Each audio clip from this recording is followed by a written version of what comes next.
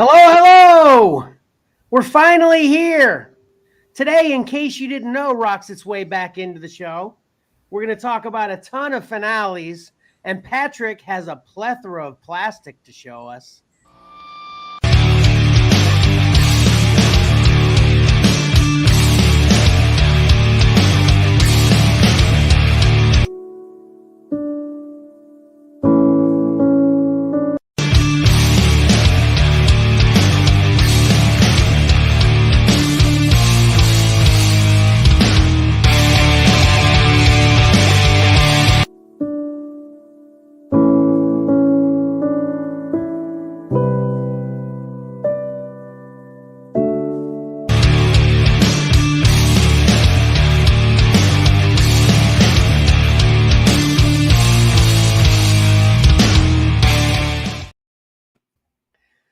Welcome back to your favorite live streaming, podcasting, whatnot show, or podcasting, whatnotting live stream. I should have said, sorry. Comics and Collectibles in the Crawl Space. A little out of practice. It's been a while. I, of course, am not alone, but I am your host, Kevin, and I've got two amazing gentlemen here with me. Mike, you want to say hey? Hey. Good to see you. And of course, Patrick. Hey, everybody, where you been? Hey, Pat. It has been, I was just thinking, it's been a long time, like we talked about already, but it's actually been even longer. It's been 5 Sundays because our last show was even on Saturday. So, because we did the special get together. So I just want to cover a couple things real quick. If you notice the title, we have officially decided this is a new season. This is season 3. We're going to make our season cutoff be the Xcellar get-together. So that may vary as to what date it'll be, but basically the Xcellar get-together will always be the finale. Would have been good if we made that decision, but we'll be prepared for that next year to know it's the finale of the season. Maybe do something a little bit extra than we did, but it was a lot of fun. But we decided that was a good cutoff point because the get-together is kind of crazy fun. So this is officially season 3, episode 1. So, all right, Mike, you want to start us off with the profits? Yes, sir. Isn't there an introduction for that? I can't remember. I'm throwing stuff up. All right, here we go.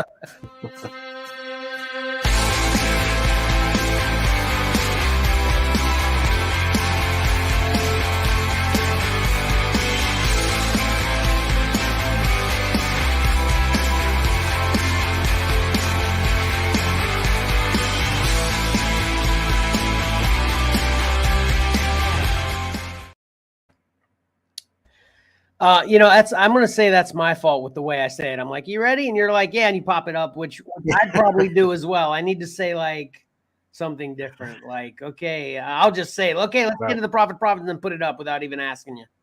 So, because I can get ready while that's happening. Right, exactly. I need to remember. That'll be your sign. Yeah. So, Okay, go ahead anyway. All right. Here are the covers for 10 books coming out this Wednesday, November 16th. The Xcellar Group and our families have selected our top 3 favorites. In order for you to win the Profits contest, you must choose the covers that make up our top 3. Post a comment during this live stream of the 3 covers that you selected. The cutoff time for your submission will be announced at the beginning of the Pick 3 segment. Winners will receive their choice of 1 book from these 10. We'll send it to you free and we'll cover the shipping. So head on over to the Facebook page if you want to have a closer look. And comment, and then we'll see if we have a winner. I'd really like to see somebody get these. Be awesome. Yep. That's a fun set there. Okay, so I've got some bad news. This might only be bad news for me. I've been advised for many a year from all of y'all in the Xcellar group that I try to give away too much stuff. So as you also may have noted in the season 3, episode 1 title, got some new rules for the new season. and we're actually gonna do away with all giveaways except the Profits. Profits is the only one that's going to survive. That's subject to change, of course, at any time. But we're kind of going to try to streamline the show a little bit and basically get rid of what I'm going to cover right now for the last time, which is the Scruffles Goal giveaway, which is to subscribe, comment, retweet, follow, like, or share any of our content on any platform, and you're entered in the Scruffles Goal giveaway. And we're giving away, this is all like major quiz time for me to just remember this. I should have taken notes and wrote it down before the show started. But anyway, we're still going to give away what I've promised we'd give away, which is a CG Seed comic, a Funko Pop, which is Miles Morales, action figure, which is Batman, 2 movie tickets, a digital code to your favorite show or movie. And was that it? And a pack of trading cards, I think. Yeah. To kind of cover the whole comics and collectibles gambit. Basically, we're still going to give that away once we hit 50 subs, because I've been promising it for close to a year now. So I'm not going to go back on what I said, but I'm no longer going to promote it.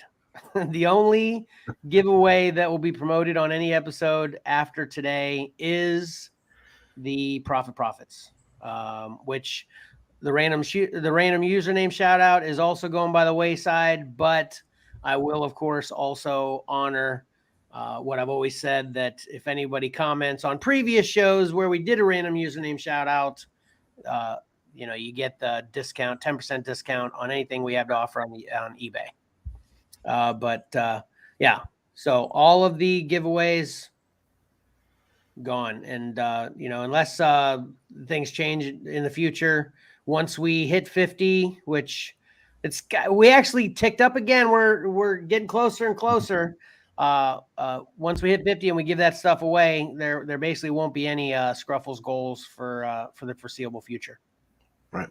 I think by doing away with a lot of them, there's so many different ways for giveaways. Then when we do one, it'll be special and a bigger deal than just always having something in coming down the pike to give away something. That's a good point, Mike. That's a good point. And it makes it more special. And if you come check out the Whatnot shows on Friday, that's the other thing that's changed. Again, new rules. I was doing a comic show on Friday and a collectibles show on Saturday, but I've combined. Well, they're not actually combined. I do actually have a half-hour break in between them, but I do a comics show starting at around 6 o'clock on Fridays. And I say around because I've had it at 6 the past 2 weeks, but it always ends up being 7. Just because I'm always behind. I have a life and a real job, so it doesn't work out. But I'm gonna work that out, because I think that I don't exactly get the views and the sales that I want on Friday. So I think if I get more consistent there, that'll definitely be step 1 to helping me change that. But we do a comic show on Friday and then a half-hour break, and then I do a collectible show, which the last few weeks have been video games. They've been great. And the biggest reason you reminded me to mention the What Night Show right now, Mike, is because I do plenty of giveaways on that every week. So if you miss the giveaways on the YouTube, on the live stream, there's still plenty of opportunities to get stuff from us, but they'll be on the Whatnot shows. And there's a lot of good deals on there as well. Oh yeah, man! Everything I sell is priced to move. Right. And the comic show is a mystery lot box right now, and I'm telling you, it's a sick box. I literally just cleaned out anything valued less than $4 out of the box, and then I added. Did you want to get a chance to check out my? I added a new thing this past Friday. I did not. No. So I put a business card in the back of one of the books, and one of our Xcellar business cards, and basically, if you pull that one, I have a lot out that you win this as well. And the reason I did that is because I took out all of the super high value, basically anything over $50 out of the box. Mhm. And I took anything under $4 out of the box. So the floor is $4, Mhm. ceiling is $50. So it makes the average lower. So I Right. can start the lots lower as well. So the odds of you getting your value are very good. And there's a chance to get a huge lot out of there, you know. So anyway, check us out on what. Sorry. You have a particular lot set aside? So yeah, I actually have 5, because another option that I give people is you can increase your bid. So the starting bid is $10 for one pool. And if you find the business card, the first thing you get is the 4 Spider-Man 30th anniversary holographic covers lot, which includes the first appearance of Spider-Man 2099 in it. If you want to increase your bid to 15, then the business card is worth the 2-book Iron Man lot, which includes the first appearance of War Machine. If you want to increase it to 20, and then so on and so forth. Check out the show. Right. But basically, if you increase your bid, it makes the business card's value go up. Nice. I've got the Infinite Crisis first Blue Beetle in there. I've got the Maximum Carnage lot. It's all great stuff in there. And then, of course, the high bidder still wins the first appearance of Carnage 3-book Amazing lot as well. So yeah, so that's, I mean, those are great. Those are great tickets. Yeah, I just was saying to you guys, if I wasn't on this show, I'd be watching it every week, and if I wasn't running my Whatnot show, I'd be going to it every week, and just at least taking the shot. At least because you're going to get your value for the $10 to begin with, and getting a shot at all the other things involved as well. It's a fun show, and if I do say so myself, right. I think it. And I try to be entertaining, of course, too. So anyway. Okay, so that'll do all that. Okay. Right. So I guess I'm on deck then first. Oh, no. I'm sorry. See, I thought I had this in order. Oh, I didn't have my banners in order, but I had the intros in order. Okay. Forget what I just said. Okay. So in case you didn't know, as I teased at the top of the show as well, is back. So here we go.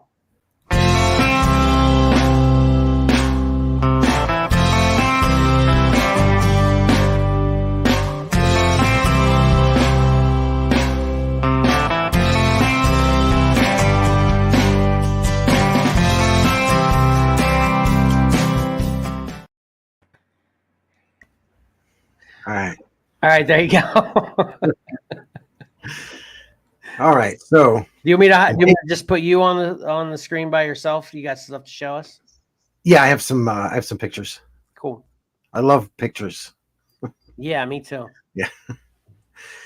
Okay, so in case you didn't know, there have been quite a few comic book artists doing artwork for album covers. I think probably within the comic book collecting world, the one behind me is probably the most popular or most well-known. Joe Satriani, Surfing with the Alien. This came out in 1987, and the image is actually from Silver Surfer #1, and John Byrne did the artwork for it. I think he wrote it as well, but that's the panel that it was pulled from. And John Byrne got zero. He was paid nothing extra for being on the album. I'm not even sure if it's if he was credited on the album or not for the artwork. But if you want the original, that's where it came from. Gotcha.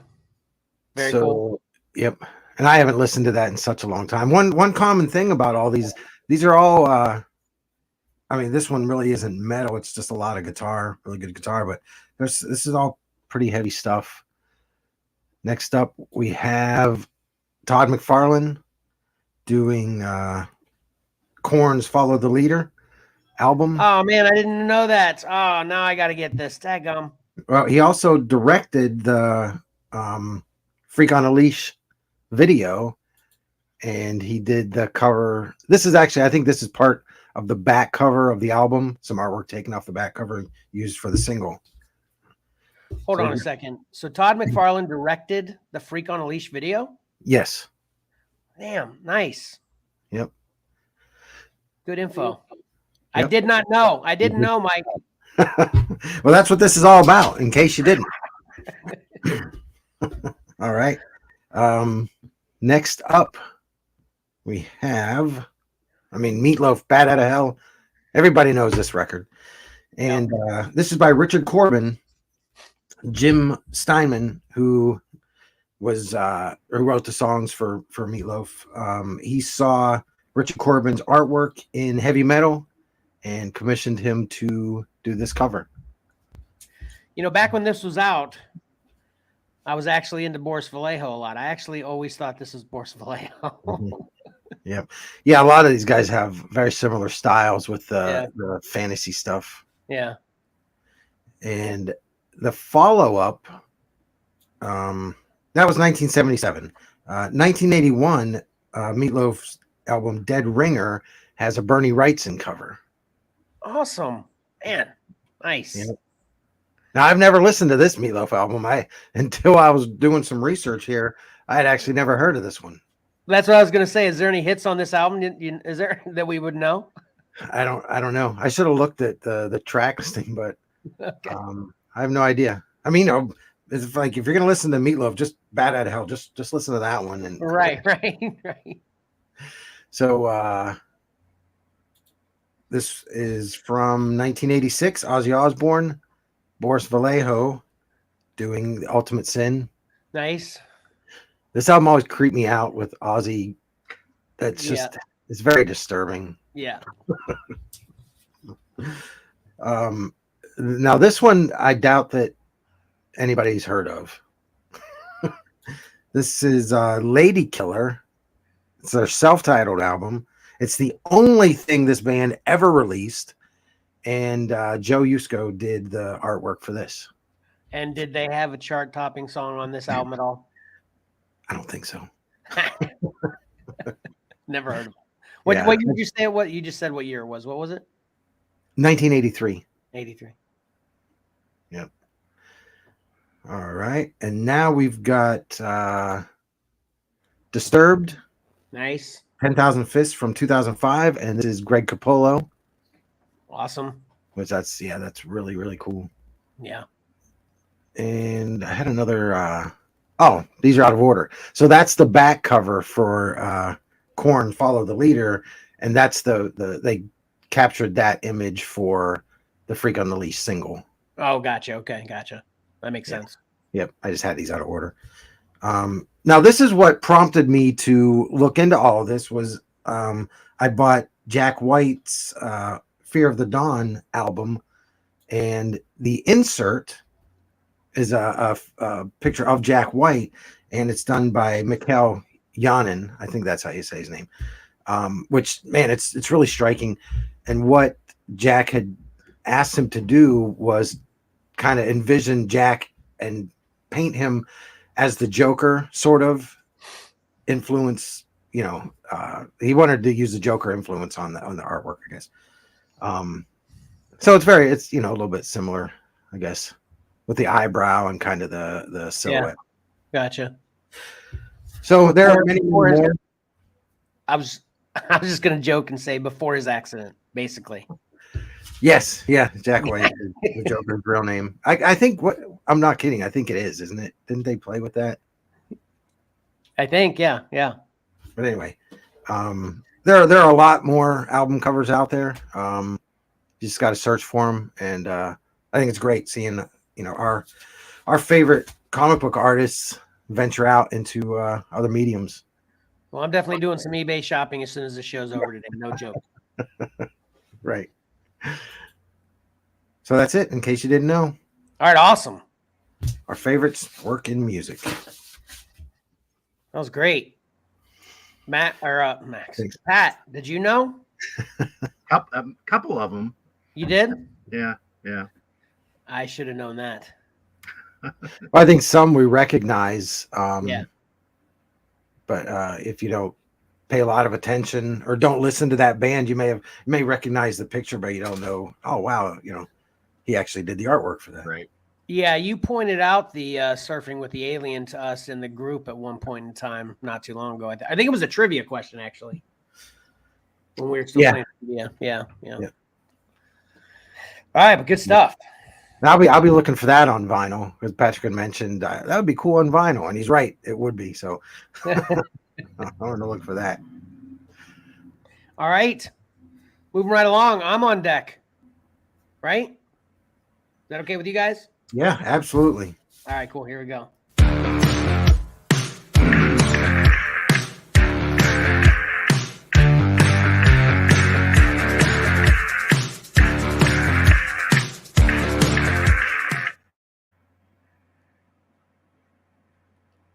That was weird. Did you guys hear that feedback? No. Okay. We'll see if it's on the show once we actually once I watch it again later. But it was giving feedback, and I looked down and it didn't mute Pat for some reason. Well, at least he wasn't singing along then.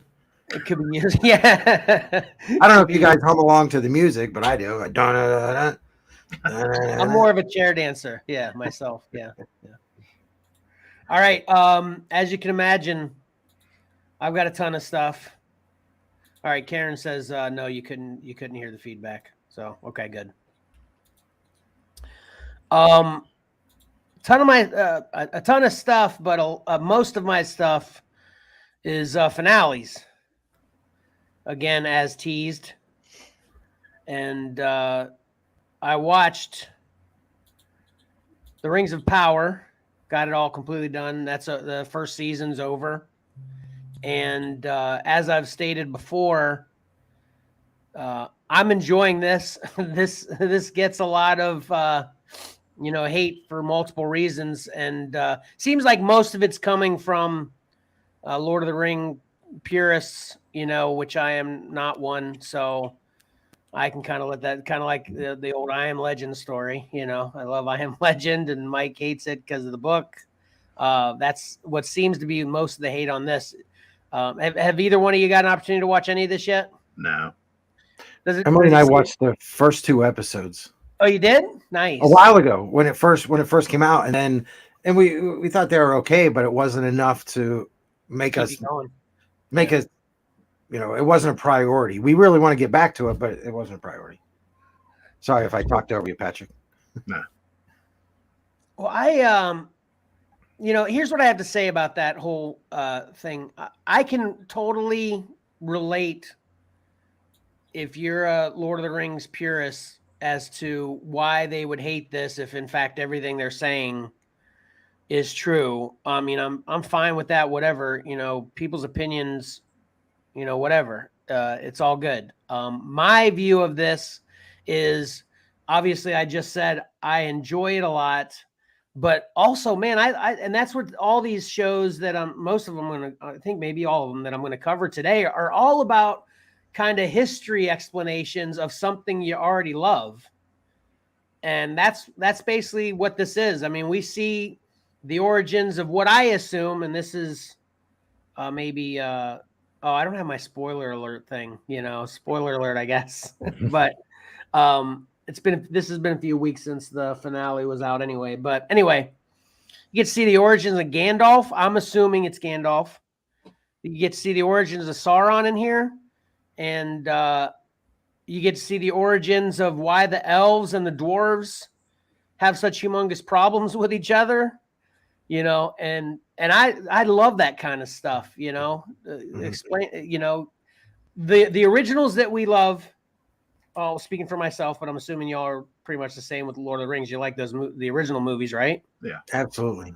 Yeah. So this just gives you all the backstory to that, which I think is great. And they throw twists in there and all that, good storytelling, in my opinion, that make it interesting the whole time too. So it's not just like, you know where this ends, obviously, So just seeing how we get there and managing to tell a story that's compelling with some interesting parts that surprise you, I think this is done well.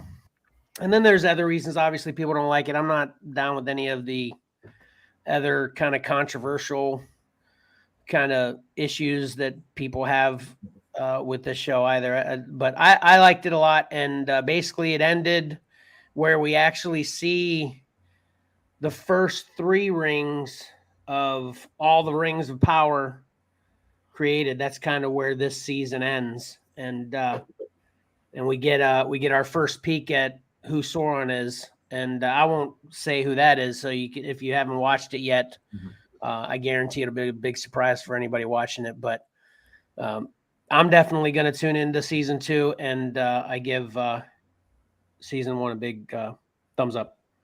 Do you know what their intended plan, like how many seasons they're supposed to do? I haven't heard about, and I think everybody's just speculating. So I don't know. The people that I have heard that really pay attention to this kind of thing more than I do just are speculating. So I don't even think anyone's actually knows anything specifically, you know. Gotcha. So. And then House of the Dragon wrapped up the first season. This is typical Game of Thrones awesomeness. If you enjoyed the original Game of Thrones, House of the Dragon lives up to everything Game of Thrones was, in my opinion, so far. And this is kind of a spoiler alert, but not really. They actually talk about, I guess, my wife actually pointed this out to me because she talked to some friends about it, and they actually talk about everything that happens in House of the Dragon in Game of Thrones in like a 5-minute monologue scene. You know, it basically explains House of the Dragon, and I'm glad I don't remember that scene from the original Game of Thrones. But I guess everything that happens in the House of the Dragon is actually explained in the original Game of Thrones series. So, wow. But basically, this is a big fight for power. Have either one of you checked any of this out? Are you going to either? No plans for me. Yeah. No HBO. So. Oh, gotcha. Mike? Yeah, I want to. And actually, one thing I will yeah, put it on the list. Yeah. Yeah. One thing I will say about this one too is this one definitely seems a little bit more toned down than the original Game of Thrones. Game of Thrones was kind of, I don't know if exactly is over the top the way I describe it, but it was extremely violent, vulgar, gory, sexual, all those things. And there's definitely some of that. This is definitely not a show for kids. It's all this R-rated, adults only. But it's definitely toned down, which I actually liked it better that way a little bit. You know, I felt like some of it in the original Game of Thrones was a little bit, what's the word I'm looking, gratuitous, you know? Yeah. But in this, it's pretty much in context whenever you do see it, which, so all that's in this one too. It just seems to be toned down quite a bit. But again, I'm in for season 2. And I did hear someone say that season 2 is going to take 2 years or something like that. Wow. For this one too. So I don't know what the deal is there, but again, like this a lot.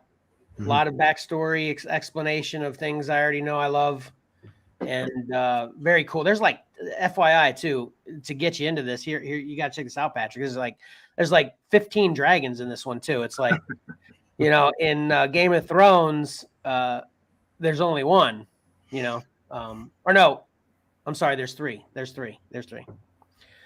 Spoiler alert: Game of Thrones. It ends up only being one though. But anyway, there's like 15 in this one, so it's pretty awesome. There's dragons all over the place, and dragon dog fights, and it's sick. It's stuff blows my mind. And the finale was, you know, mouth agape, chin on the floor, kind of, oh my god, did that just happen? And then, you know, credits, and you're like, oh, cliffhanger, you know. You want the next one, and then when I heard it'd be a couple years to the next one, I was like, "Are you serious?" But well, that's what I'm waiting for. I'm waiting for season 2. Okay. Then I'll watch season 1. Okay. And then I saw the finale. Andor wrapped up. Pat, do you want to check out? I might, yeah. Okay. Let me see here. I don't have my spoiler. Wait, maybe I do actually. Let me see if I have it in here still. Oh yeah, there it is. Okay. All right. So when I'll take that down whenever I'm done talking spoilers. Okay, Pat. Sounds good. All right. Oh, I need somebody to talk to. The audience is like, we're here. Just talk to us. Yeah. Because I haven't even started this yet. Are you going to? You plan to though, right? Yeah, man, it's so depressing.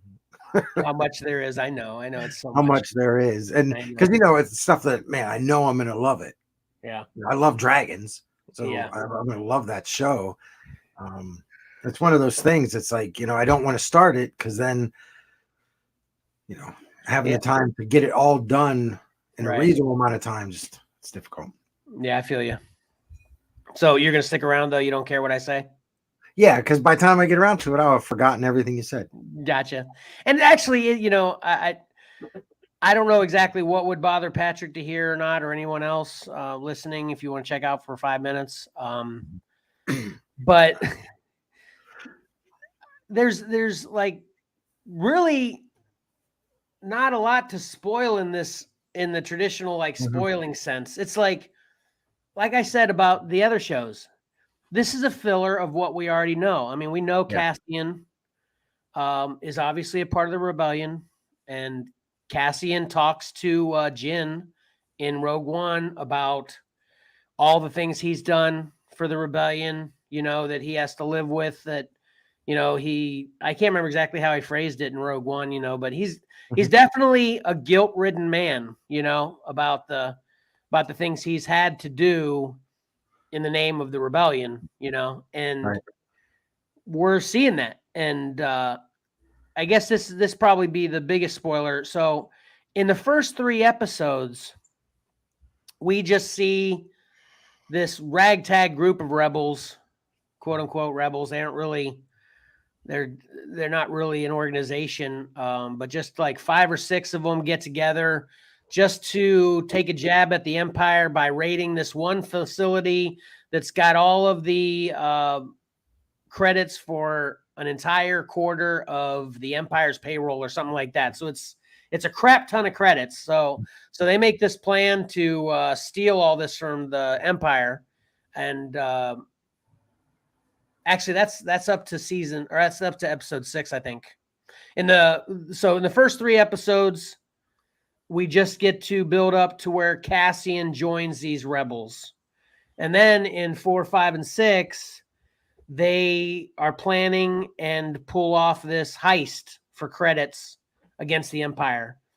And it really does its job. It really hurts the Empire. And one thing that everybody I know that has watched this so far says, it is very slow building. But I don't mind it at all. It's very interesting to me. And the payoffs are good, so like 1 and 2 are slow, but 3 is awesome in my opinion. Right.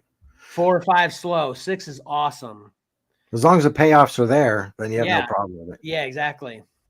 And then basically Cassian gets arrested and put in jail for 6 years for loitering at a crime scene and being suspicious or something. It's like these extremely minor offenses. He really wasn't doing anything. Yeah. It's just like they're rounding up. They're just making excuses to round up people. So he ends up going to prison, this Imperial prison, for 6 years.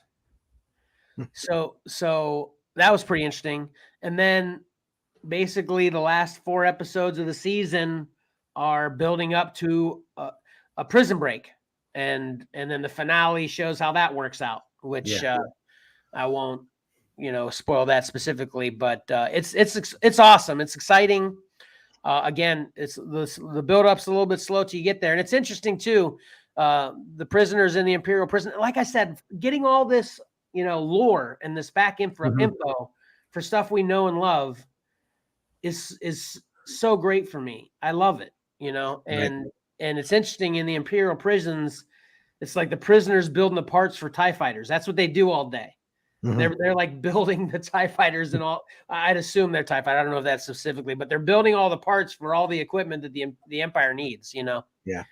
Which is And what that's that answers a question I don't think too many people ask, but it's like, where do they get all the parts for those ships? Yeah, exactly. That's exactly what I was thinking. That was well put. Yeah. I didn't think to ask it, but that when they showed it, that's like, oh, that's really interesting. That's cool. Right. And I saw somewhere, I think someone was asking, I can't remember how it was phrased, is there going to be a sequel or a season 2? And the answer was, yeah, it's called Rogue One. You're right. Well, I think there actually is going to be a season 2 of Andor. Uh-huh. I've heard that. Like, yeah. Oh, okay. Which will still obviously be a prequel to Rogue One. Right. And that's some of my favorite storytelling. I'm not sure. I'm sure there's a term for it where you see where they are, and then the whole story is telling you how they got there. And we saw Star Wars, Episode 4, and then Rogue One showed us how we got there, and now this Andor is showing us how we got to Rogue One. So exactly, that's exactly what it is. This show is the seeds of the rebellion, the seeds of the original rebellion, and it's so awesome. Saw Gerrera, Forrest Whitaker, you see in the post there on the left side middle. Yeah, he's in this.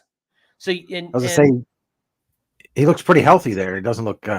Yeah, exactly. Yeah, that's what that begs the question. Okay, how'd he get from where he is in this poster to where he is in Rogue One? He's obviously seen some action. But another thing it explains. And again, another not really a thought I had too much, maybe in passing, but it explains how Saw Gerrera and the rebellion become at odds, because if you remember from Rogue One, Saw Gerrera wasn't any more of a rebellion supporter in the sense of who the rebellion eventually was that beats the Empire than he was for the Empire, So that's interesting too, because he's pretty friendly to him in this show, so. Like I said, the seeds, the rebellion's kind of it's got like 4 in this show. It's got like 4 or 5 moving parts. They all aren't quite together yet. Things are working its way out. So I loved it. I thought it was done well. I thought it gave me the exact same feel. And I think we're on the same page with Rogue One, Mike. You like that a lot, right? I do. Yeah. So it gave me the exact same feel. And, it was compelling, and it totally made me interested in every little detail as Rogue One did for me, So it even kind of introduces you to K2SO in a way. So I'll leave that to your imagination. Yeah. But man, it's really good stuff. It's really great. So good. Big recommend on that one as well. Yeah, it's definitely on my list. Yeah. And I think me and Patrick, I want to wait till Patrick comes back in before I want to ask him this question. All right, Pat, you made mention about how it was kind of a spoiler that this was the finale. Were you under the impression it was 12 episodes? I knew something like that. Yeah. Okay. Yeah, I thought it was 12 as well. Me and Tyler were talking about it recently. We both thought it was 12, I think. So how many is it? 10? Yeah, it's 10. Yeah. Oh, okay. Well, yeah. I thought it was around 12. Yeah. All right. But no spoiler, but just to let you know, Patrick, it's awesome. I adored it. We talked ahead of time there. I just too many things going on, and I watched the first 2, and I enjoyed them, and I'm looking forward to catching up. Yeah. Doesn't it give you the exact same feel of Rogue One as well? I mean, it kind of, that really dark kind of Star Wars-y universe, but not Star Wars, no lightsabers, alien stuff, just, kind of intrigue in the Star Wars universe. I love it. So yeah, give that another big recommendation. And then speaking of Star Wars, Tales of the Jedi. This is animated. I think it's 6 episodes. And I think every episode's like, is that right, Pat? Is it 6? I'm not sure. I think every episode's like 25 minutes or something, too. They're really short. So Mike, you could knock this out in like an hour and a half, you know? Yeah. Well, you need to get through. Have you been all through? I know you were watching the Clone Wars with Mark, but have you gotten through all of the Clone Wars yourself? No. Okay. And Marcus and I, we kind of came to yeah, we only watched a couple. Oh, really? I thought you like made it pretty far. A couple seasons. No. You mean a couple seasons or a couple episodes? Couple episodes. Oh man, if it's ever been said in any series, it holds true with the Clone Wars that it just gets better and better and better as it goes along. Do you agree with that, Patrick? Oh, for sure, yeah. Yeah. I mean, there's a couple arcs, you know, every now and again that weren't up to par like the other ones, but it did get better as it progressed. For Yeah, sure. as a whole, right? Yeah, I agree. Yeah. There were a couple. I wouldn't, and they weren't bad. It's just nothing special. They basically because they kind of get away from the main story and they just kind of tell this little separate story is kind of when that would happen. I think, you know, but this is great. We get to see the origins of Ahsoka Tano. And actually it references the Clone Wars and the movies throughout this because these episodes, did you watch all these yet, Pat? Did you say? I'm sorry. I've only watched the first two, unfortunately. Okay. So I won't give out any spoilers, but just in general, I think you probably got it from the first two anyway. This hops around a lot in time, you know, and, you know, so for Ahsoka, for example, obviously I shouldn't say obviously, but it starts with her as a baby. We get to see how she kind of was recruited. And then it ends with seeing her getting back to the rebellion, which of course in the Clone Wars, you know, she becomes close to being a Jedi. I don't know if she technically ever was, Jedi Knight. And then she, quits the Jedi Order because of things that happen. Check out Clone Wars, see Clone Wars season 6. And this kind of goes from before all the Clone Wars and then back to the Clone Wars, but before Rebels, you know, because she joins the fight again in Rebels, the cartoon. So the end of this stops right before Rebels. So as far as Ahsoka's story is concerned. And then, Mike, do you know who that man on the right of Ahsoka is there? No. If you tell me, I'll probably recognize the name. Yeah, that is a young Darth Tyrannus, aka Count Dooku. It's a well done character of him. So we get to see Count Dooku as a Jedi and what turned him to the dark side. So yeah, because it kind of looks like Christopher Lee a little bit. Yeah. It's, you know, with the way the Clone Wars art is, it's always, it's kind of a caricature, but similar enough, you know, whatever. But yeah. And we also in the middle too, we get to see some Anakin, Ahsoka, Jedi training exchanges, which is fun, you know. So again, I adored this. Want more, please. And you know, I was also mentioning to Pat before the show, Disney, keep up the good work on the Star Wars stories. Slow down a little bit. I need to catch up. Man, we got some spam in our chat. What the heck? Yeah, I saw that. It's like, what's going on? It's not just once either. It's like 3. Yeah, I took it away. I blocked it actually. So okay. All right. Like, we have comments. What? Yeah. And then I just want to mention a couple other things. Did either of you get to check out Black Adam? No. Me either. But I will watch this week. We're on the same page. Yeah. So this is a teaser. I am going to check out Black Adam this week. And I also am going to check out Wakanda Forever. Did y'all see that? Nope. No. Are either one of you going to see either one of those in the theater at all, you think? Probably. You say Um, probably? Yeah, probably Wakanda forever. yeah, we don't have any plans to do so at this time, but maybe we can put something together. I actually offered to Ayla to take her to Wakanda Forever today. She wasn't feeling it today, but if she wants to go, it'll probably be next weekend. But if I go myself, I can fit that in anytime. Well, I hear that Namor is just really, really done well. Oh yeah, Everybody loves Namor. That's what I'm hearing. So that's good. I think this is personally, I think this is going to suffer from. Now I'm having a brain fart. Who played Black Panther? Black Panther. Chadwick Boseman.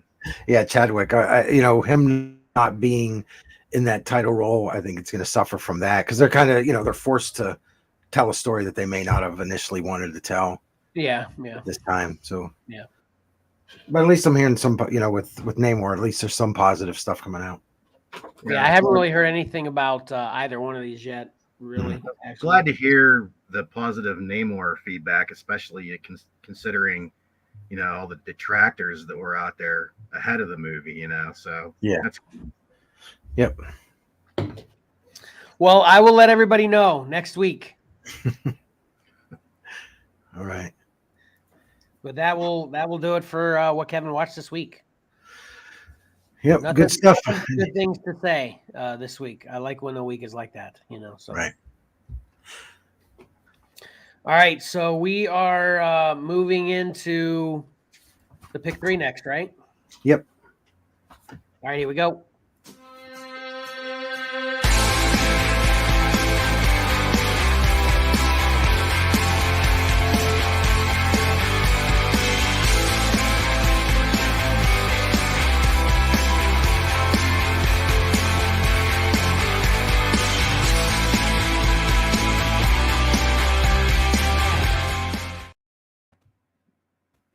All right, awesome. All right, so the profits window is closed, and we're going to move on to our pick 3. And we missed a couple weeks. There were a lot of really great covers, but we'll just pick up here. Sorry about that. That's all right. It was a good At least break. one of them was totally my fault. So sorry. That's all right. So we'll start. DC has this new thing coming out. I think it started a couple weeks ago. They're doing the 90s themed covers, which in this list we have 2 of them. We'll start off with Nightwing, the 90s retro cover, number 98C, and this is by Brian Stelfreeze. And this is great. I think the colors are cool with how they're all kind of the same, and then that background pop with the orange and yellow. Yeah, pretty cool. Yeah, looks really good from the 90s. Next up, Immortal X-Men number 8, Mark Brooks. I mean, seriously, that guy just doesn't do bad work. I think the stuff of his that sometimes he gets too much stuff going on in them. But this one's just it's very simple, very well done. Yeah, it's awesome. Gold Goblin number 1, Torrin Clark. And this is I like the Green Goblin reflection, but the Gold Goblin looks just kind of airbrushed on there. I wasn't a fan of that part of it. But you flip it over the other way and it looks good. Catwoman 49B, Rosa Micah. And I'm stuck on her name. I think her name's Micah Souza, but she signs it Souza Micah. Not 100% sure. But that one's really cool. Yeah. And next up, Walking Dead Deluxe 51D, William Tedesco. I always like his artwork. And I think this one really, if you follow The Walking Dead or if you've read it, this one's great because of the phone, how stark white it is. And it's kind of this part of the storyline. He's, his wife and unborn daughter were killed already. And he's having a nervous breakdown and kind of losing his mind. And he's receiving these phone calls from his wife. So I think this just captures it perfectly. They're like these phantom phone calls. that aren't really existing. So that Stark phone, that white phone, looks great. Yeah. And next up, Captain America, Winter Soldier #1, Alex Maleev. And it looks like he's getting a cape. Yeah, it does. Yeah. New costume for the Winter Soldier. I don't know if he's getting a new name as well. Won't be going by the Winter Soldier. I'm not sure. We'll have to read that one. Next up, Batman, Superman, World's Finest #9 by Dan Mora. And I like this one because it's kind of a throwback to the old DC stuff with the word balloons on there. Yeah, I was thinking about that with that one. Yeah. Mm-hmm. And next, DC versus Vampires, All Out War #5, Alan Qua. And this one just looked creepy. That is very creepy. And Young Hellboy, Assault on Castle Death 3 by Matthew Smith. I like this one because of that I imagine that's the moon back there. Or a big round piece of cheese. But I like the silhouette with that. And finally, we have the second 90s retro book, The Flash 788 by Todd Knock. And this one is fun and just full of action. Yeah. So we are going to start with #3. And this one had 5 votes. And Marcus was happy to see The Flash 788. Nice. This one's fun. I added this one. I got a hold of the comic book store and added this because we get the A covers. And I had to get this, has the, the retro box, everything looks great. Yeah, it's not very flashy, but no pun intended, or pun intended, I should say. It's 90s extreme. Yeah. But it's very fun cover. Fun. Yep. And in second place, Catwoman 49B. Oh my God, I'm shocked. You are? Yeah, I would have put Paycheck on this being #1. Oh, really? Well, mostly because of our audience. Yeah. Well, it was #2 with 7 votes. #1 had 10. I shouldn't say audience. I should say, voters. Yeah. Right. Yeah. Seems like Catwoman always wins. Yep. Patrick, you want to put any money on #1? I don't know. Every time I'd put an initial by, I was like, figured. I knew it. If it's Gold Goblin, I'm going to be bitter, and we all know why. Because it's upside down? Yes. Well, it's not Gold Goblin. It's your lucky day. Okay, good. Mark Brooks. Nice.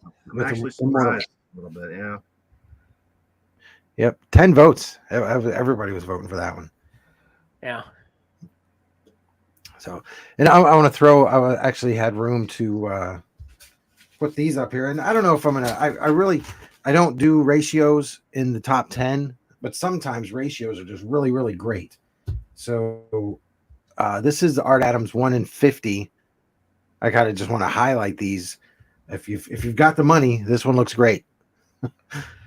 This is Star Wars Hidden Empire #1, Art Adams 1 in 50. And then the second one that I thought was just fantastic was Brian Boland's cover for Batman, One Bad Day, Mr. Freeze. And this is a 1 in 100. So you're going to pay a lot more for that. So that's it. Those are the covers coming out this week. Awesome. Great job. Thank you. And you said you got rid of those Batman ones? Did you take those out? What's that? Oh, yeah. I took out the Lieber Mayho detectives. Yeah. All right. Man, we are rolling. It's like we've done this before. Being a lot of practice, though, I thought it might move differently, though. Okay, so now we want to talk about some comics y'all have read, and I do mean y'all because I know it's been 5 weeks, but I've had a lot of other things going on, and I guess I'm a poser because I haven't read a comic. So. Well, I read this. When did I read this? In September. Okay. No, actually, it was October. It was early October. But I haven't read anything since. All right, here we go.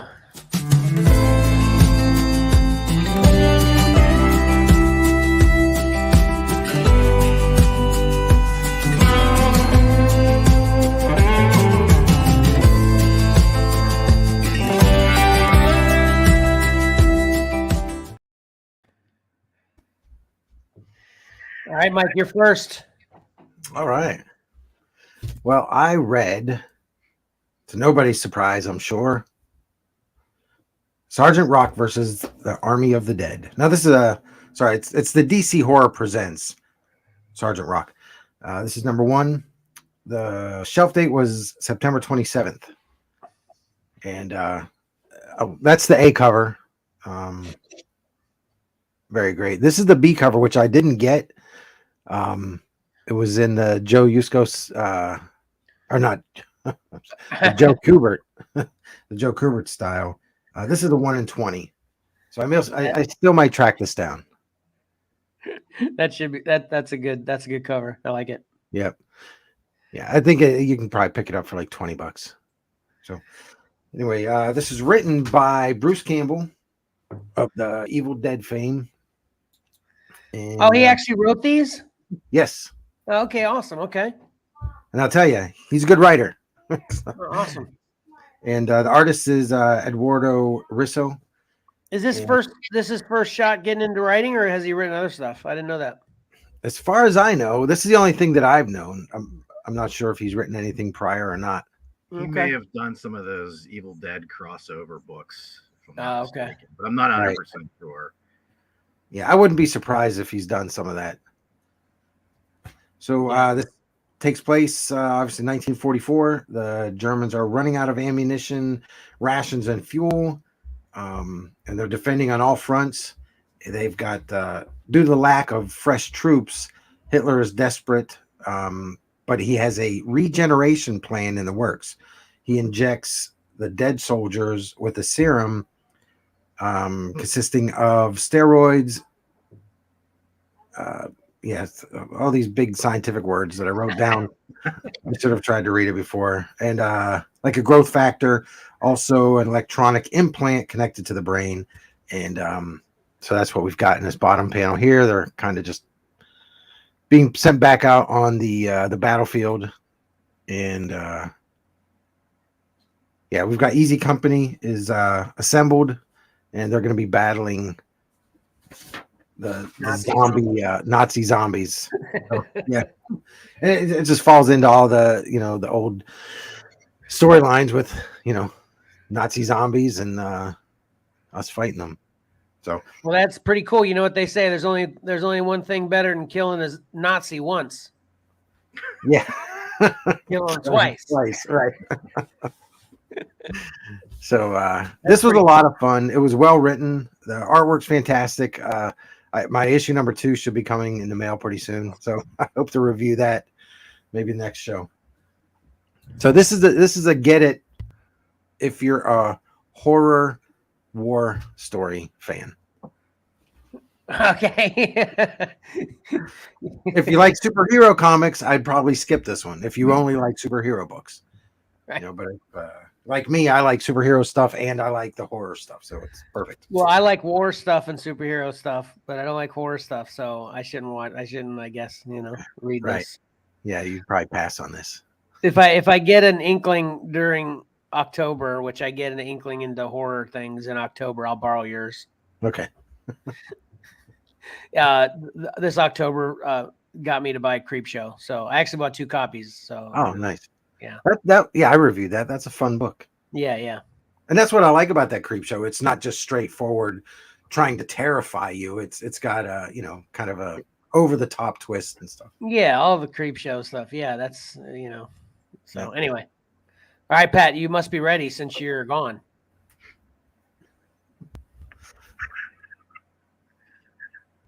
What do you got, Pat? Okay, I'm here. Okay. Fantastic Four, Full Circle by Alex Ross. To talk about this, I'm going to back up a little bit. Back in 2017, they were getting ready. Marvel's getting ready to relaunch the Fantastic Four, and Alex Ross put a pitch together. And these designs have been made public. He didn't get the job. They went with Dan Slott. That ended up being Dan Slott's run back in 2017, 2018. But these were his, character designs. He didn't really disclose his plans. He just, showed some artwork, which I thought looked really cool. at the time. There was a big splash he did there. May look a little familiar because it appears it doesn't. There's no doubt about it. He kind of went back to the well and created Fantastic Four Full Circle, which is a collaboration with Abrams Arts Books. It's not published directly through Marvel. It's an offshoot. They're Marvel. They're calling it Marvel Arts, sort of a spinoff of Abram Arts, and it's a 64-page graphic novel, a little bit oversized, hardcover. I think there was a limited edition. I got the regular edition with this cover. It has a nice slip cover. The interior of the slipcover has a beautiful, gatefold Fantastic Four origin, fully painted by Alex Ross, which is terrific. It's. I mean, you could take this cover off and frame it. It's really cool. I wish I had a picture of it, but I don't. Well, it's pretty cool.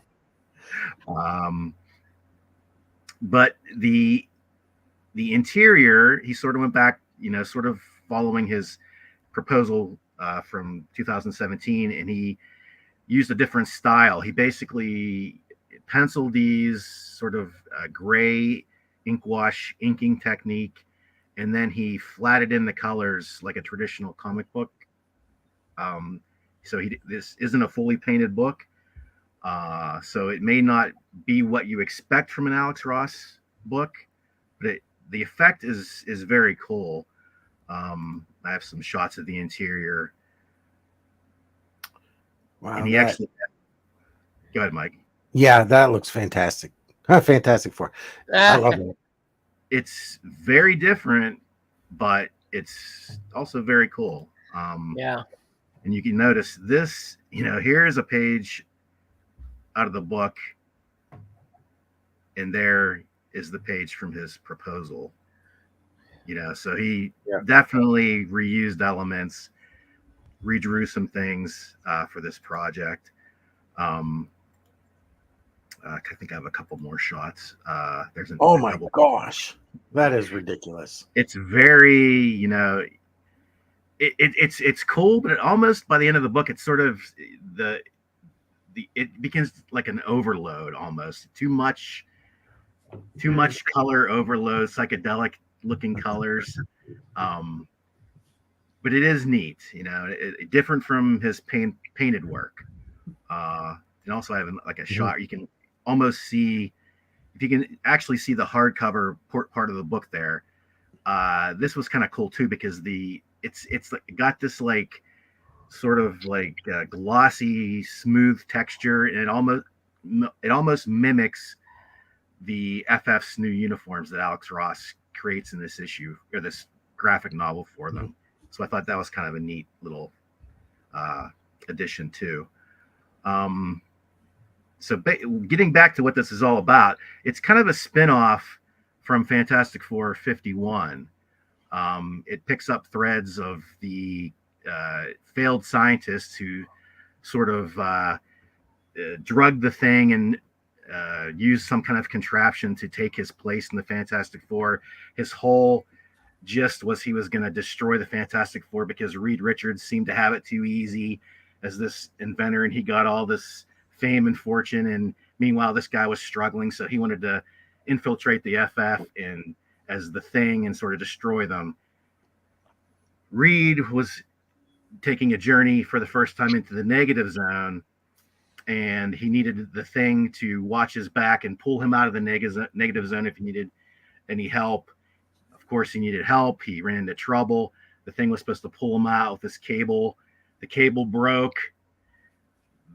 The character who was taking the place of the Thing had a change of heart and actually jumped into the negative zone after Reed and ended up saving him and actually just like throwing him out of the negative zone and sacrificed himself and sort of redeemed himself in the process. So Alex Ross is picking up on these threads in the Full Circle novel, where this character he reappears in his human form, and they don't the Fantastic Four is like, you know, they don't know what's going on.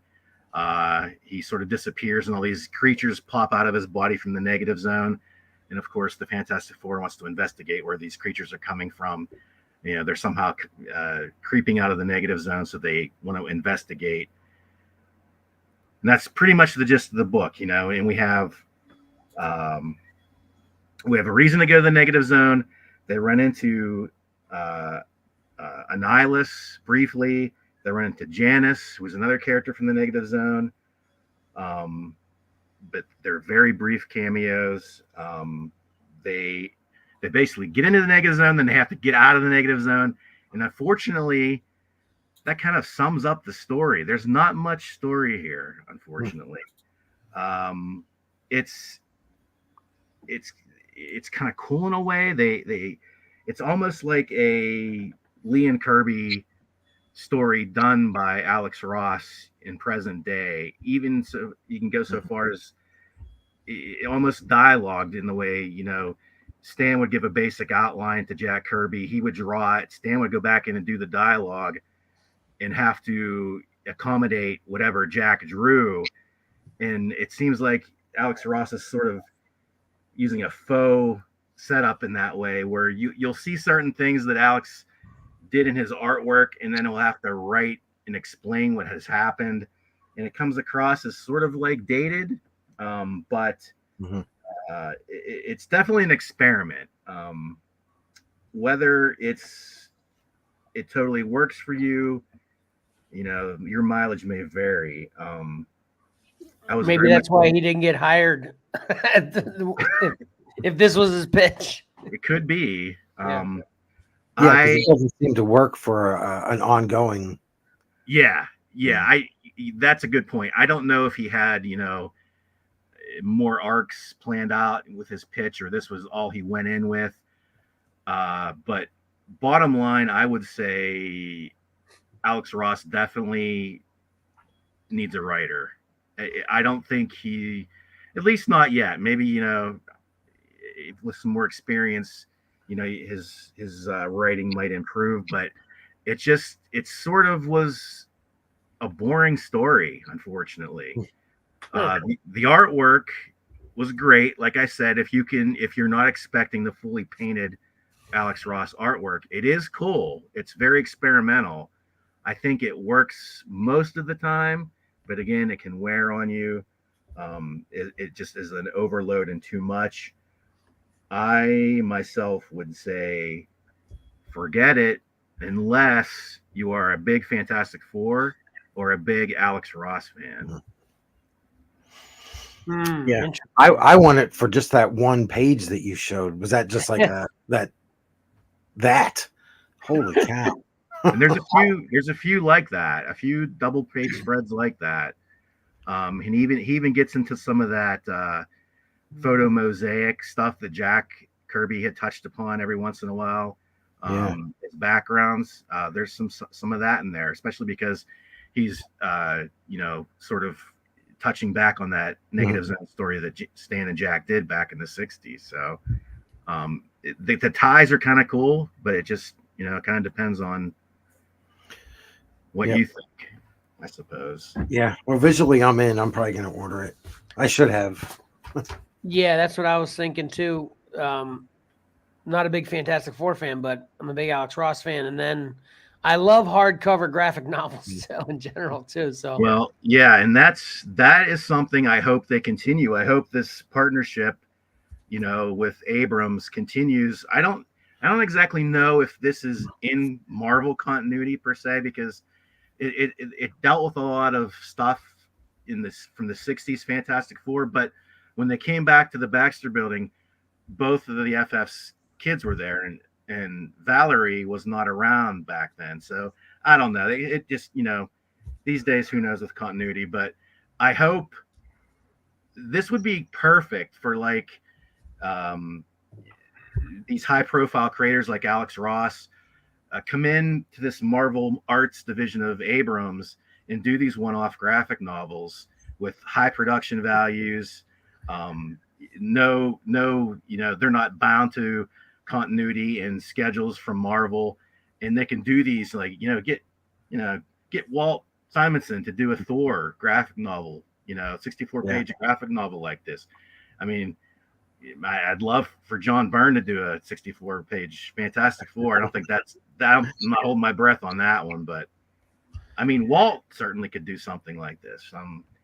I hope, and it seems like this is being well received. A lot of people seem to like it. It's just not what I was hoping for exactly, but I hope that the format continues. Let's just say that. Did you say how much this was? It's like $25, I believe. Well, that's not bad. Yeah. Yep. I think that's why I passed, because it was a bit too much at the time on top of everything else I was getting. Well, let me restate my that's not bad. That's not bad for current comic cost relativity, in my opinion. Because you get a book that seems half as thick as that. Obviously a normal soft cover comic, those are $10 books. So you get seems like it's maybe twice as big as one of those, and it's a hardcover. Yeah, $25 doesn't seem bad. Yeah, it's a 64-page hardcover with better than nice, beautiful production value. So it's upper tier stuff. That seems more than fair then. Yeah, I want to get it. If you can get it for a discount, even better. Yeah. All right, awesome though. But I guess that's in general a forget it though. But forget it unless you're a big Alex Ross or Fantastic Four fan like me. Then it's a get it, but just a little bit of a disappointment, perhaps, depending on your point of view. Yeah. All right. Like I said, I don't have a book. Sorry, people. I'll get back on top of that next week. Mm-hmm. So that'll move us into what I'm assuming will be the biggest part of the show, and I'm excited for it because I've missed my collectibles info week after week. So here we go.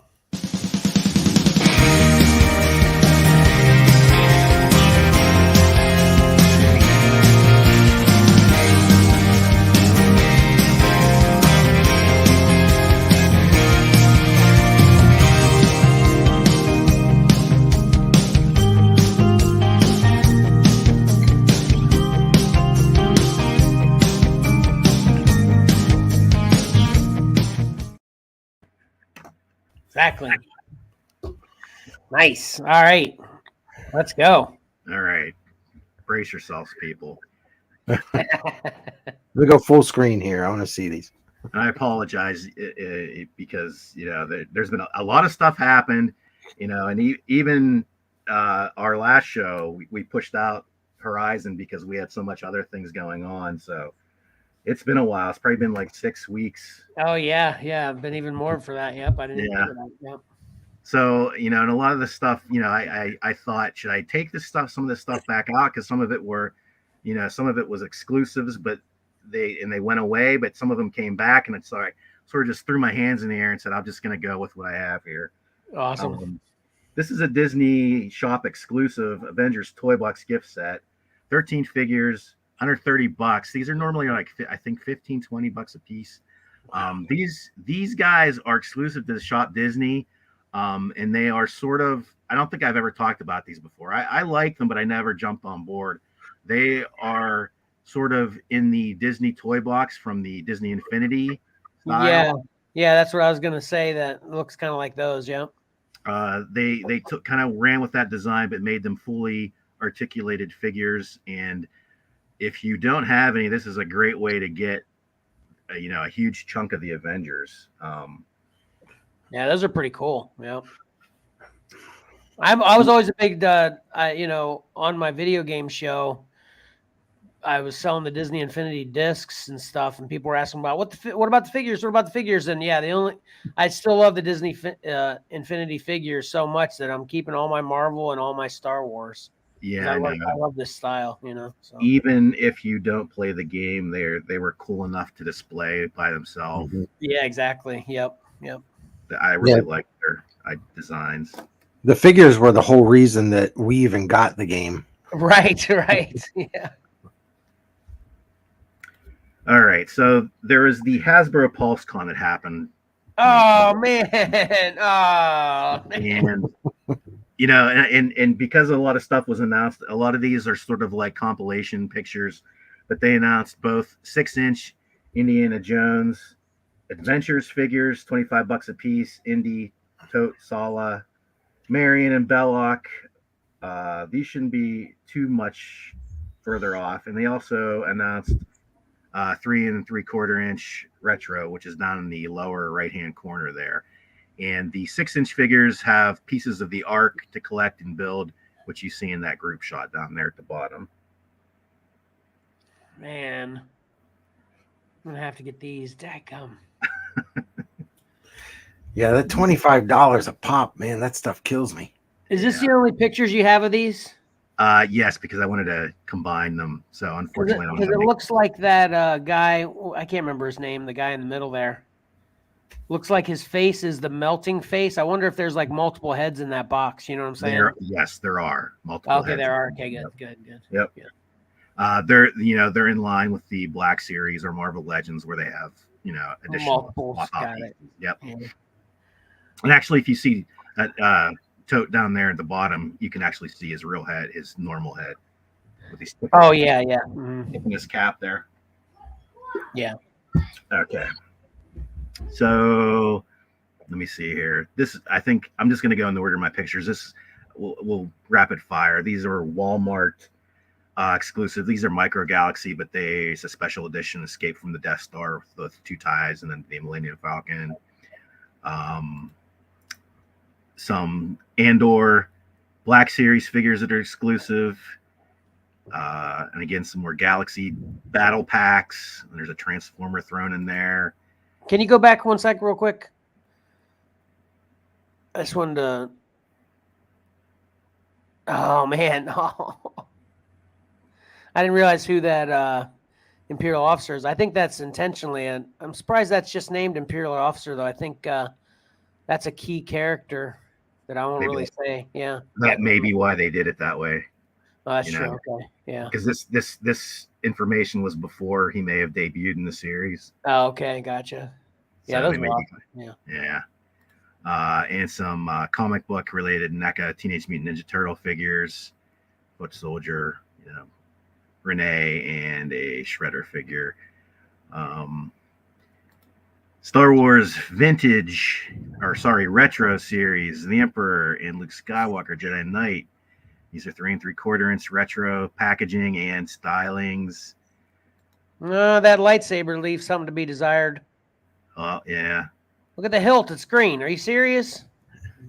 That's the way they were back in the day. Yeah, the whole thing was green. Yeah, I think so. In trying to do retro figures, it's got to be difficult because the advances over the last 40 years are so great. It's like, how do you go back and do things poorly? Well, I know his cape wasn't gray back in the day. It's a black cape. Yeah. Some more retro vintage. Awesome. All those are awesome. Yes. Yeah. No issues there. Those are literally some of my favorites. Yeah. And this is one of my favorites. Yeah, absolutely. Biker Scout. Yeah.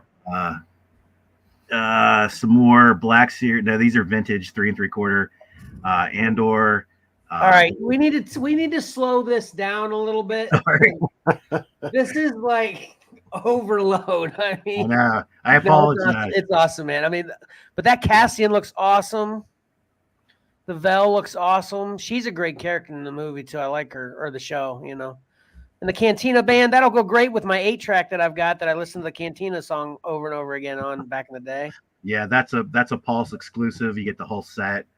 I think I did $90 for all 7 of them. So that's not bad.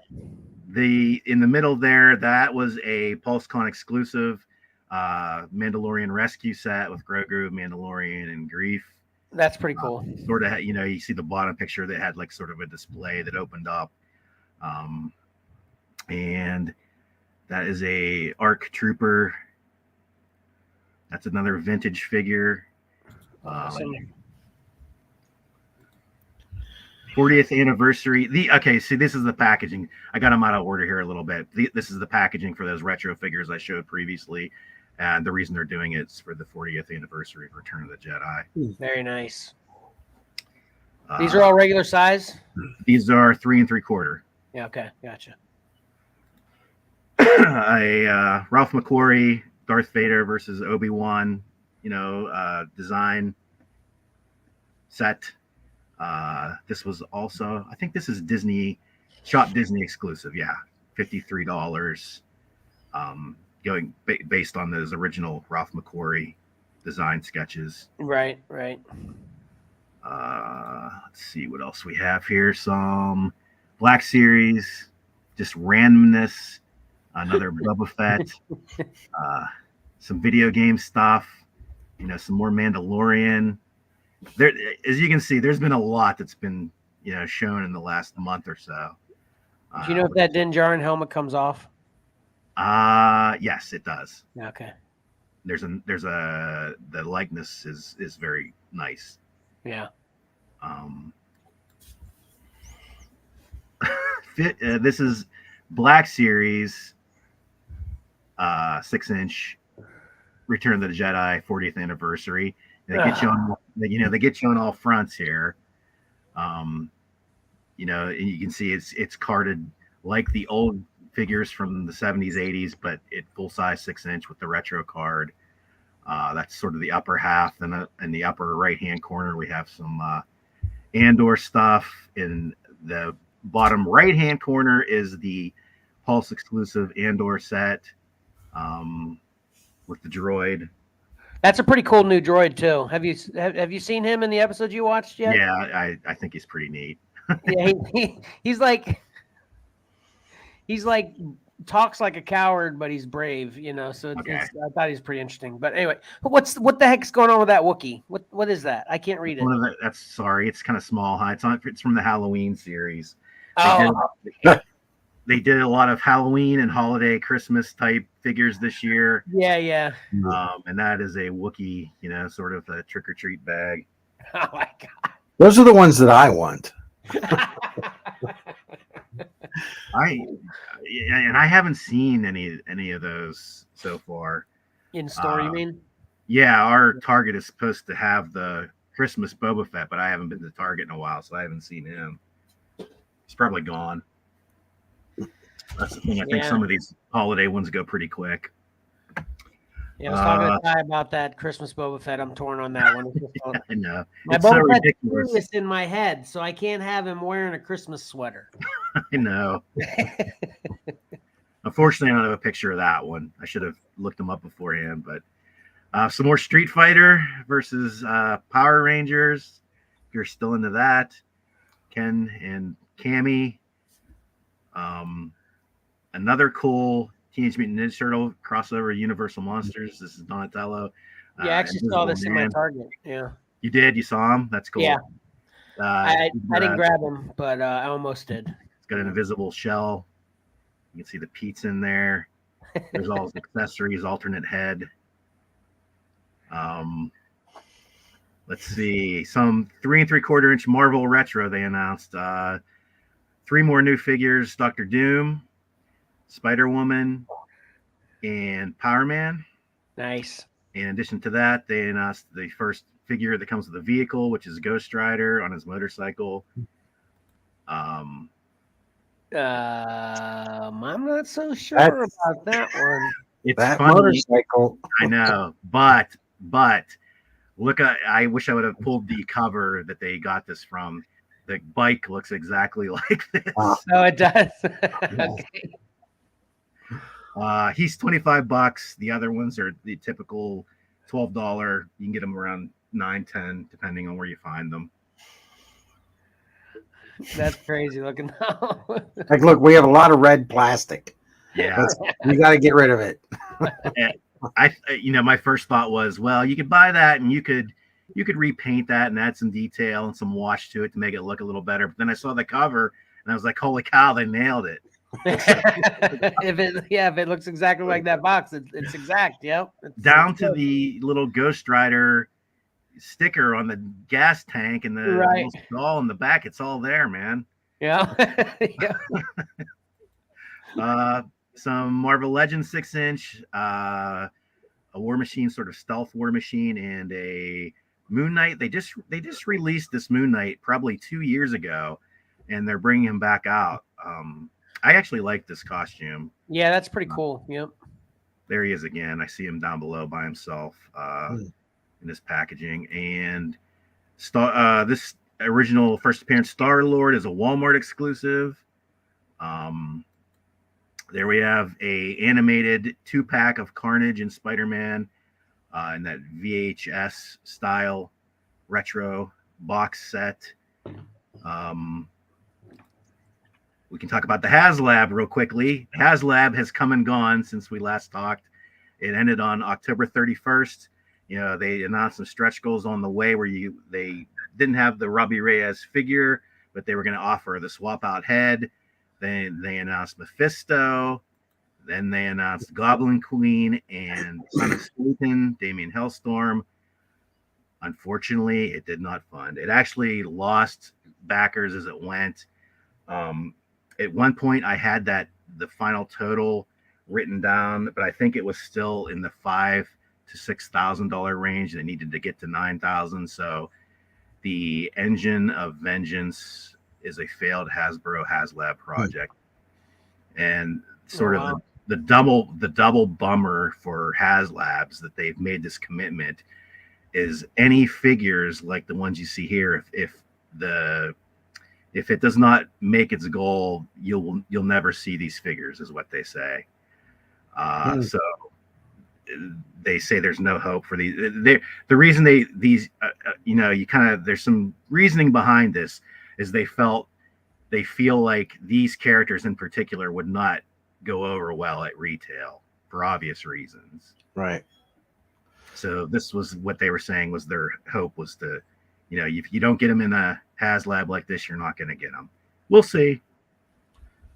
Well, I was going to say, I see them right there in front of me. So I do actually see them.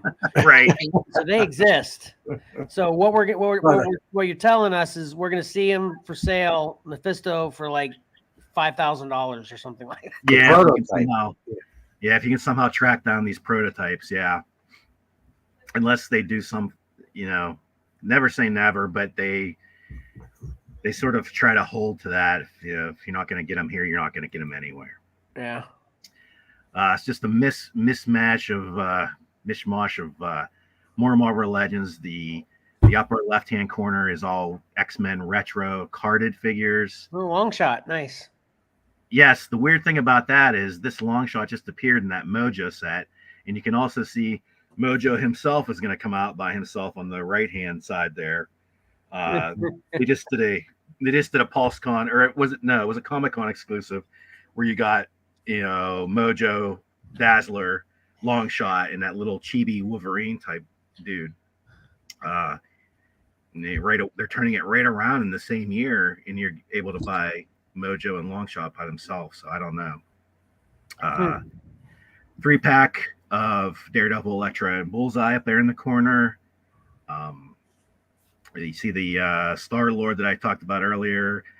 Another in the VHS X-Men retro Cyclops, and a retro Iron Man, sort of harkening back to the 90s Toy Biz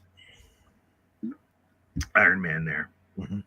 Nice. I think I've only got a couple more here. My voice is going, folks. Stick with Marvel Legends. They showed this Avengers Puff Adder wave of Build-A-Figure. My favorite being Wonder Man, and I'm definitely going to get that Wonder Man because he's one of my favorite B-tier characters, and they really did a nice job on that figure. What's that make? Lizard? Sorry, what's that? What's the build figure? Yeah, Puff Adder. He's one of the Serpent Society. Oh, okay. Yeah, he's not very, major villain. Here is the roundup of the G.I. Joe classifieds that happened since PulseCon, including that deluxe Serpentor, which sold out quickly, but like I said, he came back, so I don't know if he's still available. And then you can see on the right-hand side a couple of the classified releases that are exclusive to Walmart, and that's it. My voice is gone. Well, good timing then. Or did you have more? Are you stopping because of your voice? No, that was it. Okay, good. That's a lot, man. Holy cow. That was a lot, man. I'll show a close up of the Wonder Man because I like him so much. Okay, yeah, he looks cool. Definitely. The whole just the action figure collectors, because I collect comics, and I know the action figures are kind of run, parallel to that. But holy cow, it's just there's so much out there. Yeah, I can't imagine somebody that doesn't collect looking in on this stuff, going, "Wow, it's just so much." Because I do collect, and it's just overwhelming. The Star Wars Black Series, there's so much. I tell you, with those retro figures for Star Wars, it makes it a cheap way to get something really close to what they were, maybe a little better. I mean, it's how do you keep track of everything that's coming out and everything that you have, and cataloging that stuff is just, or keeping up, even financially keeping up. Is Tyler keeping up on his Black Series? That's what he was getting, wasn't it? Yeah, he's doing a good job. I mean, I told him to share in the group his room now, because I'm telling you, his room is just blow your mind awesome. It looks so good the way he's got it set up in all the different groups and all these shelves everywhere. Incidentally, I can't remember. I was just thinking, because you had the Cyclops 90s animated figure there. I actually didn't have to buy Wolverine. Ty had it, and I can't remember what the bet was, but we had a bet, and I've got the original. I don't know whether you know about this or not, Pat, but Halo Reach, they had an Ultimate Edition that came with a big statue with all the Halo Reach characters on it. Okay. And I've still got that. So we bet something. I can't remember what it was. I think he's out of town, so he's not watching today either. Maybe he can answer this later. But I won the bet, so I got the Wolverine 90s animated cassette version one from him in the bet. So I have that now, and then of course I won them all. So need to make space, and I'm working on my shed, so I'll have that space soon. And remember back in the day, Mike, I used to, and I think Johnny talked about doing it too, where you hung the action figures, or where we used to hang the action figures at the top of the wall, like right near the ceiling, all the way around the room, right? Yeah. When we were roommates in the 90s, he had the McFarlane figures. Oh, yeah. That's what he said. He did it with the spawns. Yeah. Yep. So I want to do that with my shed. I'm going to have to do it mostly. I mean, I've got a bunch of figures now, but they're all either Mandalorian, Boba Fett, or Jango. But that's probably going to expand with those retro figures, and I love those. I love Bosch so much, and was definitely one of my early favorites because it actually had the helmet came off, so I love that. All right. I think I have to thank my parents for me never getting action figures when I was a kid. So I don't have that nostalgic action figure want, That's a healthy way to look at it, Mike. Yeah. Because I'm and like kind of the way Tyler's collecting, he's just getting that one line. You've got to pick something and stick with it. You can't just get everything that looks cool, because you'll be broke. Yeah. I guess you can, but that's hard. Well, I was going to say, unless, I'm not judging us, but unless we win the lottery, we're not going to be able to afford it all anyway. So, basically, you're probably going to spend as much money, even if you were an action figure fan as well, as you do with what you're just spending in comics. That's true. Because you ain't going to have it all. Right. That's basically the only thing me and Ty are doing differently, and Pat, I guess, doing differently is you can go out and, if you spend a couple $100 in a month, it's all comics. If I spend a couple $100 in a month, it's like 75% comics, 25% action figures. And then I'm a board game geek as well. So my whole Christmas list this year is board games. Anyway, that was awesome though, Pat. Yeah, it's exhausted. I'm tired now from that. It was so awesome. I'm not even joking either. Hopefully we'll get back on a more regular schedule and things won't be so hectic. That was a little ridiculous. I apologize. Because I had prices for a lot of that stuff, and there was just too much to sort through. So yeah. And we can't have that many pictures either, so it was good you combined like 4 or 5 pictures in one. So. Yeah, I had to sacrifice a little bit there. So yeah, great stuff. Okay. Rolling right along. Guess that'll bring us to our recap. Uh-oh. Yep. You guys take notes? A couple closer to the end of the show. Okay, cool. Here we go.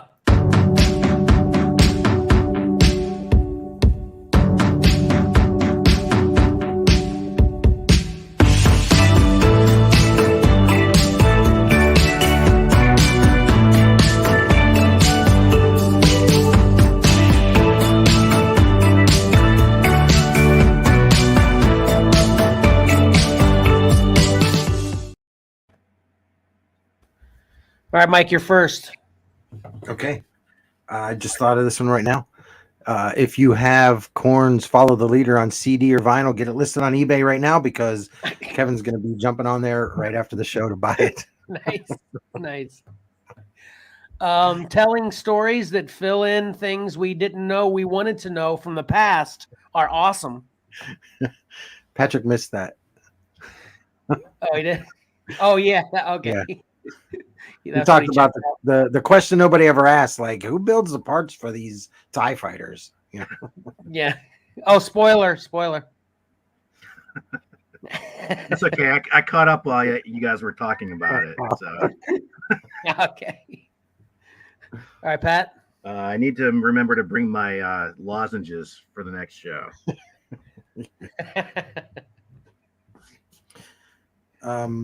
My next one is Alex Ross is an amazing artist, but it sounds like his writing skills are as good as mine. And I'm not a writer. I'm a landscaper. I was gonna address that same thing too. Not every show can have nothing but get it's. True. Yep. I don't know. I failed this week. Mike, you got another one? Yeah, Kevin's a poser comic book collector because he didn't read any books, but he is your regular old Siskel and Ebert.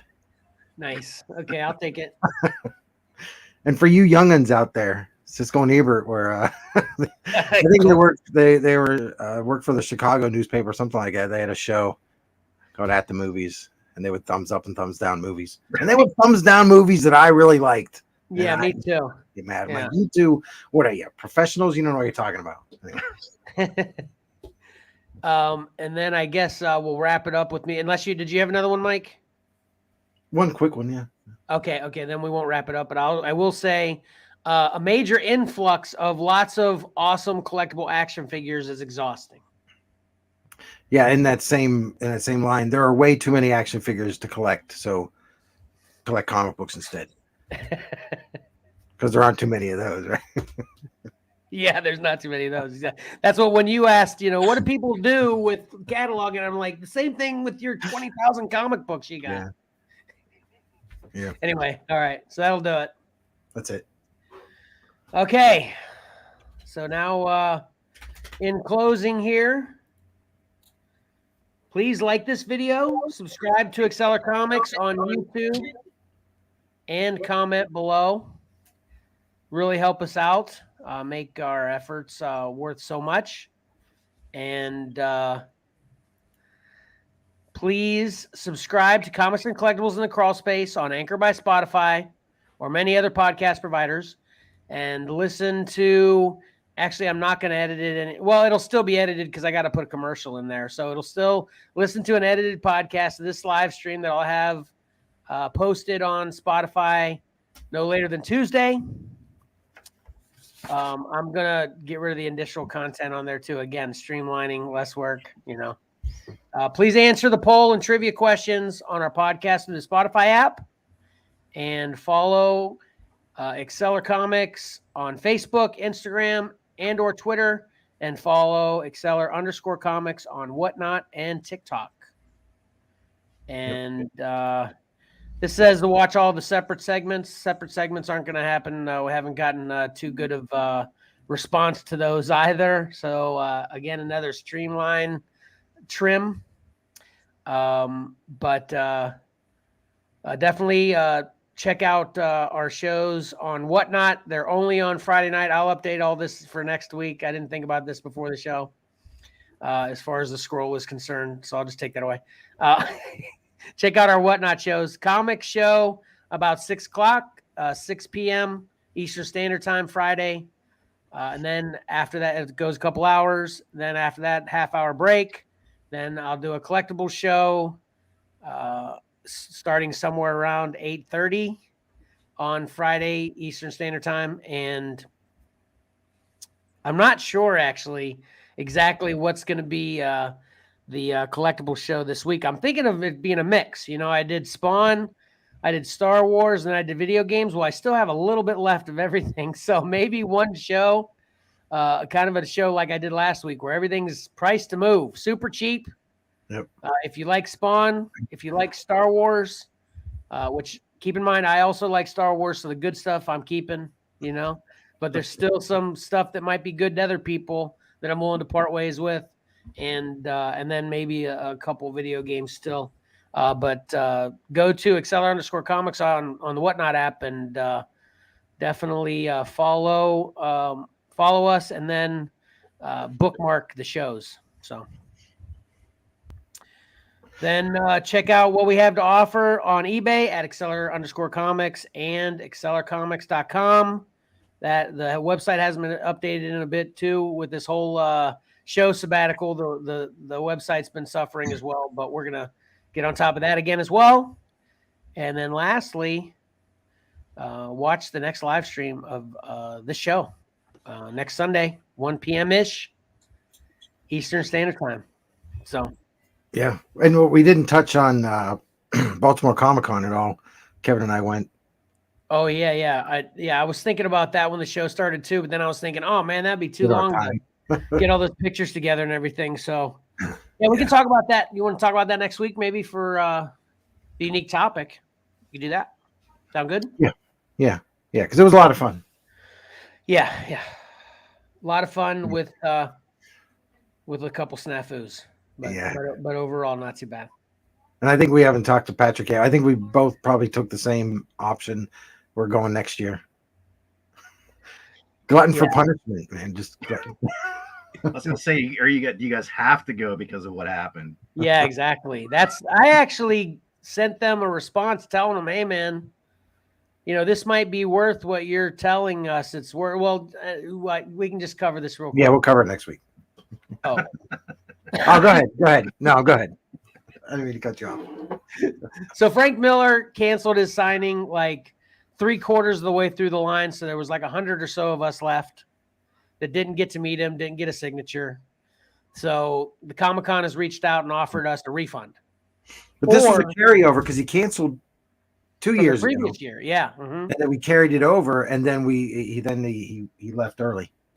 Which I thought what they did for the carryover was fine because we didn't waste 3 hours waiting in line before he canceled. Right. But this time, since we waited 3 hours in line before he canceled, I felt like a refund. First of all, that's not equivalent value. Right. And then the second thing they offered was VIP tickets for next year. And it's like, so I got to come back there. And so, wow, that's big of you. You're going to have me come back and spend a lot more money again. That's really your offer for, hopefully, I know there's some VIP perks. It'll probably be worth, I guess. But yeah, we were planning on skipping Baltimore Comic-Con next year for Heroes, but I guess we're doing both. Yeah, because now we don't have to pay to get into Baltimore. Right. Yeah. So we'll have the cash. You just got to have the time and the money to spend while we're there. Yeah. So, but I actually sent them a message saying, hey, this seems a little disingenuous. They're like, oh, we're so sorry. I'm like, this seems a little disingenuous. This isn't really worth it. Forcing us to come back to get our value or just giving us exactly what we paid whenever we had to wait 3 hours. And I actually got a message back And the email was like, well, we can't control what Frank Miller does. And obviously that's true, but it doesn't change the, what he does when you bring him to your con affects the reputation of the con. So you should want to care more than just saying, well, we can't control what he does. You know what I'm saying? So Yeah. I didn't care for that much either, but what can you do? Yeah. What can you do? I mean, I don't even have an answer on what would be satisfactory. Well, I actually responded to him and I told him I thought what would be good is the VIP tickets and giving us a signing for someone else. Whoever's that's whoever's true. signing next year.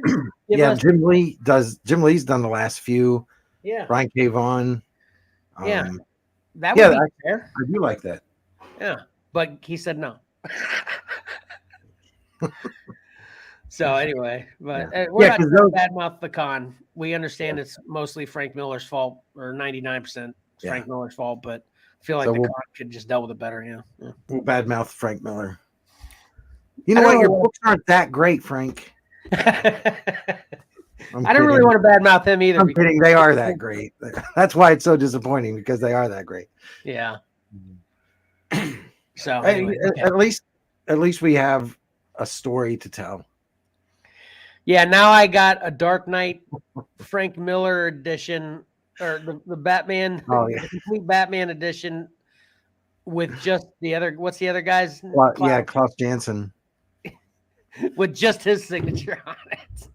Yeah, if you're going to get Klaus Janson's signature, there are many other books you can get signed. If you're going to get his and Frank's, your Frank Miller book is a perfect one. Right. But just Klaus Janson's signature is kind of right, exactly. I could have had him sign something else. Right. Oh well. All right, Pat, did you have anything else? Rest in peace, Kevin Conroy. Oh yeah. Yep. Yeah, a couple comic related deaths this week in the past couple weeks, but Carlos Pacheco and Kevin Conroy, voice actor of Batman, which we commented, by far probably my favorite Batman, even though he didn't do live action. He did the animated series, he did video games, that for the last 25 years he's been like the voice of Batman in my opinion. Yeah, me too. Yeah, like a lot of other people, I when I read Batman, I hear his voice. Yep.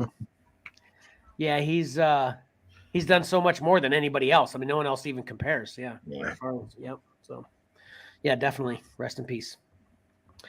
Okay, what are the odds I nail this closing? You can do it. 100%. I have faith. Nice. All right. Thank you so much for coming back and checking us out. We'll get more consistent, not let you down, give you plenty of content of ours to enjoy. And until next time, don't forget that appreciating great art is awesome and reading a great story is fun. So why not pick up a comic book and do both? Xcellar out.